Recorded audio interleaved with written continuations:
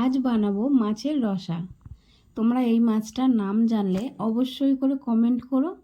কড়াইতে সর্ষের তেল গরম করে মাছগুলোর দুটো পিঠ লাল করে ভেজে তুলে নেব। মাছগুলো লাল করে ভেজে তুলে নিয়ে ওই একই তেলের মধ্যে আমি ডুমো করে আলু কেটে রেখেছিলাম, আলুটাকেও লাল করে ভেজে তুলে নেব।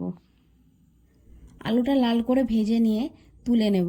এবার ওই একই তেলের মধ্যে একটা বড় সাইজের পেঁয়াজ কুচিয়ে রেখেছিলাম, একটু ভাজা হলেই আদা রসুন থেঁতাটা দিয়ে দেব, কাঁচা লঙ্কা আর একটা বড় সাইজের টমেটো দিয়ে একটু নুন হলুদ আর কাশ্মীরি লঙ্কা দিয়ে ভালো করে মশলাটাকে কষিয়ে নেব।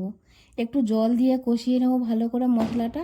কিছুক্ষণ কষানোর পর মশলা দিয়ে তেল ছেড়ে ছেড়ে আসলে ভেজে রাখা আলু আর ভেজে রাখা মাছ দিয়ে 2 থেকে 3 মিনিটের মতো ভালো করে কষিয়ে নিতে হবে। এবার তোমরা চাইলে এইখানে ঠান্ডা জলের পরিবর্তে গরম জল দিতে পারো, তাহলে রান্নাটা আরও সুন্দর হবে। এবারে 1 বাটি মতো জল দিয়ে আমি ঢাকা দিয়ে 2 মিনিট রান্না করে নেব। আলু সিদ্ধ হয়ে ঝোল মাখো মাখো হয়ে আসলেই ওপর দিয়ে ধনেপাতা কুচি আর গুঁড়ো গরম মশলা দিয়ে নামিয়ে নেব। তো বন্ধুরা, ভিডিওটি কেমন লাগলো অবশ্যই করে কমেন্ট করো, আর ভালো লাগলে অবশ্যই করে চ্যানেলটিকে সাবস্ক্রাইব করে নেবার অনুরোধ রইল। আমার এই ভিডিওটা কে কোথা দিয়ে দেখছো অবশ্যই করে কমেন্ট করে বলো।